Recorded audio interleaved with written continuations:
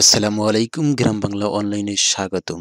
জানি না কেমন আছেন, আশা করব সবসময় ভালোই থাকেন। ইনশাআল্লাহ ভালো থাকবেন। তো ভালো থাকার উদ্দেশ্যে প্রথমে একটি পরামর্শ দিয়ে শুরু করছি আজকের ভিডিও। সে হচ্ছে, আপনি যদি অনলাইনে কেরিয়ার করতে চান সেক্ষেত্রে এক জাতীয় কাজ শিখবেন। যদি আপনি বিভিন্ন কাজ শিখেন তাহলে আপনি পেইনফুল একটি লাইফ এনজয় করবেন।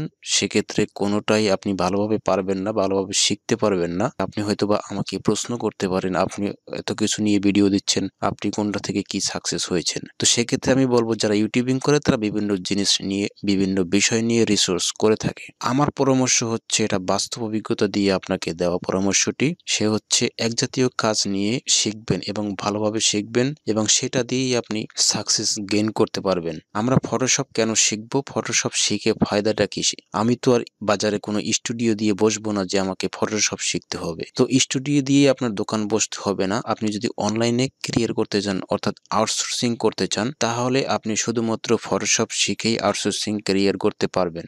এক্সাম্পল হিসাবে আপনার জন্য আমি ওপেন করে রেখেছি ফাইবার মার্কেট প্লেস, যেটি জনপ্রিয় একটি মার্কেট প্লেস। আমি যদি আপনাকে এখান থেকে দেখাই, দেখতে পাচ্ছেন এখানে ফটোশপ নিয়ে যে গিগগুলি তৈরি করা রয়েছে, এখানে তারা হচ্ছে কাজ করতেছে। দেখতে পাচ্ছেন প্রথম যে কাজটি, অর্থাৎ এরকম সুন্দর করবে সে ছবিগুলি, অনেক স্পটালো ছবি রয়েছে। সে কিন্তু 433টি কাজ পেয়েছে। আপনারা জেনে থাকবেন, এক একটা কাজের সর্বনিম্ন রেট হচ্ছে $5। তো হিসাব করে দেখেন আপনি কতটা ইনকাম করেছে। এখানে দেখতে পাচ্ছেন এই ছবিটার ব্যাকগ্রাউন্ডটা রিমুভ করে ছবিটাকে এক জায়গা থেকে অন্য এক জায়গায় নিয়ে বসিয়েছে, অর্থাৎ এ ধরনের কাজ। তো এরকম কাজ ব্যাকগ্রাউন্ড রিমুভ করা, ব্যাকগ্রাউন্ড রিমুভ করলে যে কাজের অভাব নেই সেটা কিন্তু আপনি এই প্রমাণটা দেখে বুঝে ফেলেছেন অলরেডি। দেখতে পাচ্ছেন বর্তমানে কিন্তু ই কমার্স সাইটের একটি জনপ্রিয়তা রয়েছে, অর্থাৎ ই কমার্সের একটি জনপ্রিয়তা এমনটাই যে অনেকের ব্যবসার জন্য ই কমার্স সাইট তৈরি করে থাকে। আর সেক্ষেত্রে প্রোডাক্টের ছবি তুলে সে ই কমার্সে আপলোড করতে হয়, আকর্ষণীয় করে তুলতে হয়। তো সেক্ষেত্রে যে কোনো ওয়েতে ব্যাকগ্রাউন্ড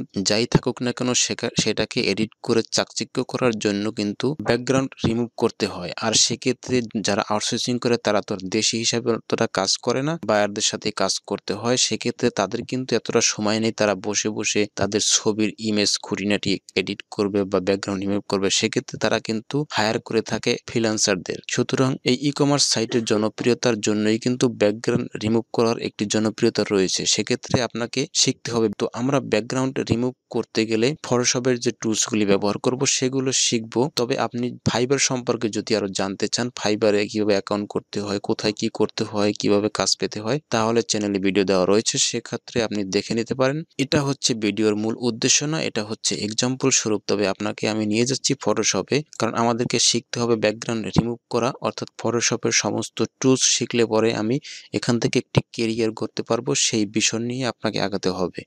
তো ফটোশপের টুলসগুলি শিখতে গেলে আপনি প্র্যাকটিক্যালে শিখে থাকবেন। আর আমি বর্তমানে যে ভার্সনটি ওপেন করে রেখেছি সে হচ্ছে ফটোশপ 7.0 ভার্সন। কম্পিউটারের কনফিগারেশন লো, সেক্ষেত্রে এই সফটওয়্যারটি ইউজ করতে পারবেন এই ধরনের কাজ করার জন্য। তবে আপনি যদি আরো আপডেট কাজ করতে চান তাহলে অ্যাডভান্স, অর্থাৎ আপডেট যে ভার্সনগুলি রয়েছে, যদি আপনার কনফিগার ভালো থাকে তাহলে সেটা ইউজ করতে পারেন। তো ই কমার্স সাইটের জন্য মূলত প্রোডাক্টের ব্যাকগ্রাউন্ড রিমুভ করতে হয়। সেক্ষেত্রে আমি যদি আপনাকে একটি প্রোডাক্ট নিয়ে দেখাচ্ছি, একটি কোকাকোলার একটি বোতল, এটাই হচ্ছে প্রোডাক্ট। অনলাইন মার্কেট প্লেসে, অর্থাৎ ই কমার্স সাইটগুলোতে এরকম হাজারো প্রোডাক্ট থাকে। সে প্রোডাক্ট বিভিন্নভাবে ছবি তুলতে হয় এবং ছবি তুলে ব্যাকগ্রাউন্ডটা রিমুভ করে হোয়াইট ব্যাকগ্রাউন্ডের উপরে প্রোডাক্টগুলি রাখা হয়। সেক্ষেত্রে ব্যাকগ্রাউন্ডটাকে কেটে প্রোডাক্টের একটু চাকচিক্যতা বাড়িয়ে কিন্তু প্রোডাক্টটাকে শো করা হয় সেই মার্কেট প্লেসগুলিতে। আমি একটি প্রোডাক্ট দিয়ে আপনাকে দেখাচ্ছি। তো আপনি চাইলে ব্যাকগ্রাউন্ড রিমুভ করার বিভিন্ন রকম কৌশল রয়েছে, বিভিন্ন অ্যাপসও রয়েছে, কিন্তু আপনাকে তো প্রফেশনাল হতে হবে। এই সমস্ত কাজ করতে গেলে অবশ্যই প্রফেশনাল ভাবে কাজ করতে হবে। সেটি যদি আপনি কোনো অ্যাপস দিয়ে কাটেন বা অটোমেটিক্যালি যেভাবে ব্যাকগ্রাউন্ড রিমুভ করা যায় সেভাবে করেন, তাহলে কিন্তু সে কাজের কোনো ভ্যালু আসবে না মার্কেট প্লেসে, অর্থাৎ বায়ারের কাছে। তো এই ব্যাকগ্রাউন্ড রিমুভ করার জন্য কি উপায় রয়েছে দেখতে পাচ্ছেন। যখন আমি এখানে একটি ইমেজ নিলাম কোকাকোলার, তো এই ইমেজটির এখানে রাখার সাথে সাথে এখানে কিন্তু একটি লেয়ার তৈরি হয়েছে। এখন আমরা এই লেয়ারটাকে আনলক করব। দেখতে পাচ্ছেন এখানে তালা মারা রয়েছে, অর্থাৎ এখন এটাকে আমরা কিছু করতে পারবো না। সেক্ষেত্রে এরকম ওয়ার্নিং উঠবে। আনলক করার সিস্টেম হচ্ছে, আপনি যদি কিবোর্ডের অল্টার চেপে এই তালার উপরে দুইবার ক্লিক করেন তাহলে তালাটা খুলে যাবে। তো দেখতে পাচ্ছেন এখানে আনলক হয়ে গেছে। এখন হচ্ছে আমরা ব্যাকগ্রাউন্ডটাকে রিমুভ করব। সেক্ষেত্রে ইনসার্ট টুলসটি যদি আমরা ব্যবহার করি, দেখতে পাচ্ছেন এখান থেকে যদি রাইট ক্লিক করেন তাহলে 3টে অপশন আমরা এখান থেকে পাই এবং এখান থেকে দেখতে পাচ্ছেন একটি রয়েছে ম্যাজিক ইনসার্ট টুল। এটির কাজ হচ্ছে আপনি যদি এখানে ক্লিক করেন তাহলে এভাবে অটোমেটিক্যালি ব্যাকগ্রাউন্ডটা রিমুভ হয়ে গেল। এখন যদি আপনি মুভ টুলে ক্লিক করেন তাহলে এটা কিন্তু আপনি এভাবে নাড়াচাড়া করতে পারতেছেন, অর্থাৎ এটা কিন্তু এখন ট্রান্সপারেন্ট হয়ে গেছে। কিন্তু এখানে কথা রয়েছে, এখানে কিন্তু এই বোতলের সাইড থেকে যেভাবে ব্যাকগ্রাউন্ডটা কেটে গেছে সেটা কিন্তু পারফেক্টলি হয় নাই। দেখেন এখান থেকে ভিতরে ঢুকে গেছে, এখানে কিছু রয়ে গেছে। তো এটা কিন্তু ব্যাকগ্রাউন্ডটি এক কালার রয়েছিল বলেই কিছুটা সেক্ষেত্রে এরকম করা গেছে। শুধুমাত্র ইনসার্ট টুল যেটি রয়েছে এটি যদি আমরা ওকে করি তাহলে এখানে দেখতে পাচ্ছেন মাউসের সাথে একটি গোল আইকন চলে আসছে, এখান থেকে আমরা আইকনটাকে বাড়াতে পারি। এখন যদি আমরা এভাবে করে কাটি, এই কাজের জন্য কিন্তু এই সিস্টেমটাও নয়, তবে অনেক কাজের জন্য এইরকম টুলস ব্যবহৃত হবে, সেগুলি পর্যায়ক্রমে আমরা দেখব। আমরা এই ফটোশপ নিয়ে বিভিন্ন রকম যে কাজগুলি করলে বা যে কাজগুলি শিখলে আপনি অনলাইন মার্কেট প্লেসে কাজ করার উপযোগী হবেন সেই সমস্ত কাজগুলি এক এক করে শেখানো হবে, শুধুমাত্র যদি আপনি ফটোশপ দিয়েই ক্যারিয়ার করতে চান। এখানে আরেকটি ব্যাকগ্রাউন্ড ইনসার্ট টুলস রয়েছে, যদি এই টুলসটা নিই তাহলে এভাবে করে কাটা যায়। অর্থাৎ এই ধরনের প্রোডাক্টের জন্য আপনাকে যেভাবে কাজ করতে হবে সেই ওয়েটাই দেখানোর জন্য আপনাকে একটু ঘুরিয়ে নিয়ে আসা হচ্ছে, অর্থাৎ এই প্রোডাক্টগুলির জন্য এই ধরনের কাজ করে ব্যাকগ্রাউন্ড রিমুভ করা যাবে না বলেই এই টুলসগুলি দেখানো হয়েছে। তো এই জন্য আমাদেরকে শিখতে হবে পেন টুলের ব্যবহার। দেখতে পাচ্ছেন এখানে পেন টুল অপশন রয়েছে, তো পেন টুলের ব্যবহার আমাদেরকে ভালো করে শিখতে হবে। পেন টুল চালানোটা কিন্তু শিখলে পরে সহজ, না শিখলে পরে অনেকটাই কঠিন। তো পেন টুল কীভাবে চালাতে হয় এটা আমাদের জানতে হবে। যেমন দেখতে পাচ্ছেন আমার এখন মাউস পয়েন্টারের সাথে একটি পেন রয়েছে, অর্থাৎ এখন আমি যেখানে ক্লিক করব সেখানে একটি পয়েন্ট হবে। মনে করেন যে আমি যেখান থেকে শুরু করব সেইখান থেকে পয়েন্ট হতে থাকবে, এবং যদি আমি এখান থেকে শুরু করি তাহলে এখানে আমি যখন ক্লিক করলাম তাহলে দেখতে পাচ্ছেন একটি পয়েন্ট রয়েছে। এখন আমি যদি নিচে বা উপরে যেদিকেই নিই সেদিকে কিন্তু একটি রেখা চলে আসছে। তো এটা করার জন্য অবশ্যই ছবিটাকে জুম করে নেবেন, তাহলে এটা পারফেক্টলি ভাবে পেন টুল দিয়ে এটাকে সিলেক্ট করতে পারবেন। জুম না করে যখন এখানে পয়েন্টটা বসালাম সে পয়েন্টটা কিন্তু পারফেক্টলি ভাবে পয়েন্টটা কিন্তু এখানে বসেনি। সেক্ষেত্রে পয়েন্টটাকে আপনাকে নাড়াচাড়া করানোর জন্য অর্থাৎ পয়েন্টের জায়গা পরিবর্তন করার জন্য কন্ট্রোল চেপে এভাবে করে আপনি পয়েন্টের জায়গাটা চেঞ্জ করতে পারেন। তো পয়েন্ট বসানোর জন্য অবশ্যই বেশি করে জুম করে নেবেন। তো সেক্ষেত্রে এখানে দেখতে পাচ্ছেন জুম অপশন রয়েছে। এখন আমার মাউসের সাথে কিন্তু একটি মাইনাস আইকন রয়েছে, অর্থাৎ জুম এখন কমে যাবে। যদি এখানে অল্টার চেপে ধরি তাহলে জুম আরও বেড়ে যাবে। তো এখন যদি আপনি পেন টুল নিয়ে এখান থেকে কাজ শুরু করেন তাহলে দেখতে পাবেন এখন পেন টুলটা কিন্তু পারফেক্টলি আপনি টানতে পারবেন। এখন দেখতে পাচ্ছেন আমি যখন নিচের দিকে নিলাম, সোজাসুজি নিচের দিকে নিলাম এবং একটি পয়েন্ট আঁকলাম, অর্থাৎ সোজা রয়েছে।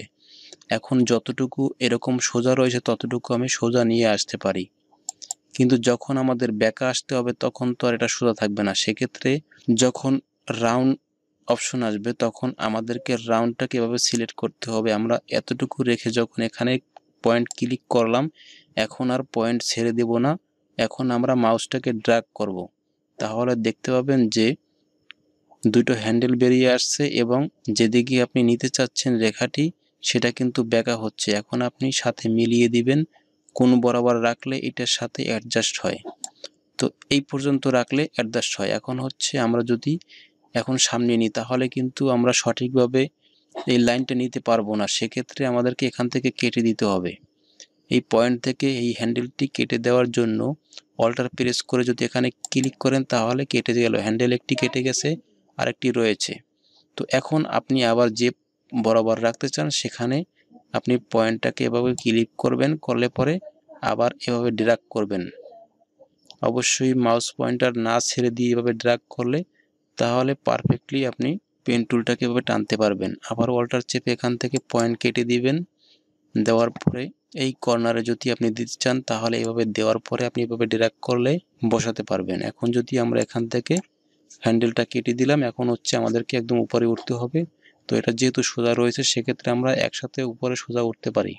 তো এখান থেকে বেঁকা রয়েছে অর্থাৎ রাউন্ড রয়েছে, সেক্ষেত্রে আমরা এখান থেকে এতটুকু রেখে আমরা আবার ড্র্যাগ করব। এভাবে করে অবশ্যই আপনি প্রথমে পেন টুল নিয়ে প্র্যাকটিস করবেন, তাহলে যতটা প্র্যাকটিস করবেন তত তাড়াতাড়ি আপনার এটা আয়ত্তে চলে আসবে। ওকে, আমরা পেন টুল টেনে যতটুকু জায়গা আমাদের সিলেক্ট করার দরকার ততটুকু জায়গা সিলেক্ট করে যেখান থেকে শুরু করছি ঠিক সেখানে এসে মিলিয়ে দিলাম। এখন হচ্ছে আমাদের চারপাশে কিন্তু পেন টুল টানা কমপ্লিট হচ্ছে। এখন হচ্ছে আমাদেরকে সিলেক্ট করতে হবে। সেক্ষেত্রে আমরা যদি পেন টুল থাকা অবস্থায় আমরা যদি রাইট ক্লিক করি তাহলে মেক সিলেকশন নামে অপশন পাই। এখানে যদি আমরা মেক সিলেকশন ক্লিক করি তাহলে এখান থেকে কতটা দিব অর্থাৎ ফেদার কতটা দিব সে হচ্ছে এই যে আমরা লাইনটা টানলাম সেটা একদম কি মানে কতটুকু জায়গা জুড়ে কাটবে। সেক্ষেত্রে এখান থেকে 0 দিলে একদম যেখান থেকে লাইন নেওয়া হয়েছে সেখান থেকে কাটবে, আর যদি এখান থেকে বাড়িয়ে দিই তাহলে তার থেকে আরেকটু বেশি হয়ে কাটবে। তো আমরা যদি এখান থেকে 1 দিলাম, 1 দেওয়ার পর ওকে দিলাম, তো এখন আমরা যতটুকু জায়গা পেন টুল দিয়ে টানলাম ততটুকু জায়গায় কিন্তু সিলেক্ট হয়েছে। তো এখন যদি আমরা ডিলিট চাপি তাহলে কিন্তু এই যে কোকা কোলা যতটুকু সিলেক্ট আছে ততটুকুই ডিলিট হয়ে যাবে। তো আমাদেরকে রাখতে হবে অর্থাৎ এই ক্যানটাকে রেখে বাইরের কালারটি রয়েছে সেটাকে রিমুভ করতে হবে। এখানে এখন ব্ল্যাক কালার রয়েছে বা গ্রে কালার রয়েছে, এখানে অন্য কিছু থাকতে পারতো, কিন্তু এটাকে সিলেক্ট করতে হবে। সেক্ষেত্রে আপনি যদি সিলেক্ট অপশন থেকে ইনভার্স অপশনে ক্লিক করেন তাহলে বাইরের অংশ অর্থাৎ টোটালটাই কিন্তু এখন সিলেক্ট হলো। এখন যদি আপনি ডিলিট প্রেস করেন তাহলে কেটে যাবে, যদি Ctrl+X দেন তাহলে কাট হয়ে কেটে যাবে। তো কিবোর্ড থেকে শুধুমাত্র ডিলিট প্রেস করলেই দেখতে পাচ্ছেন যে ব্যাকগ্রাউন্ডটা কিন্তু রিমুভ হয়ে গেছে। তো এখন যদি আমরা Ctrl+D প্রেস করি তাহলে সমস্ত সিলেক্ট উঠে গেছে অর্থাৎ আমাদের ব্যাকগ্রাউন্ড রিমুভ হয়ে গেছে। এখন যদি আমরা মুভ টুলে ক্লিক করে এই ক্যানটাকে নাড়াচাড়া করি তাহলে এটা কিন্তু মুভ হচ্ছে অর্থাৎ ট্রান্সপারেন্ট হয়ে গেছে। এখন চাইলে আপনি ব্যাকগ্রাউন্ড সাদা ইউজ করতে পারেন। তো আমরা যদি সাদা ব্যাকগ্রাউন্ডের উপরে অর্থাৎ হোয়াইট ব্যাকগ্রাউন্ডের উপরে এই ক্যানটি রাখতে চাই, সেক্ষেত্রে আমরা এই যে লেয়ারটি দেখতে পাচ্ছেন তার নিচে আরেকটি লেয়ার নিব, ব্ল্যাঙ্ক লেয়ার। তো এই লেয়ারটি টেনে ড্র্যাগ করে নিচে নিয়ে নেব এবং উপর থেকে এই লেয়ারের চোখটা বন্ধ করে দেব, তার মানে এখানে কিছু নেই। তো এখন হচ্ছে এই লেয়ারটার সিলেক্ট থাকা অবস্থায় এখন আমরা এইটার ব্যাকগ্রাউন্ডটাকে অর্থাৎ এটাকে সিলেক্ট করে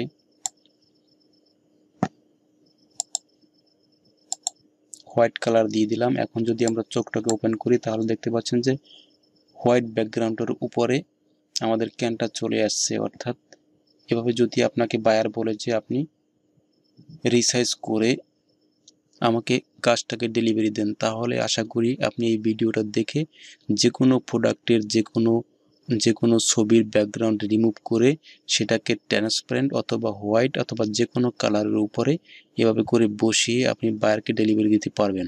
আশা করি ফটোশপের এই ভিডিওটি ভালো লাগলে লাইক কমেন্ট শেয়ার করে রাখবেন।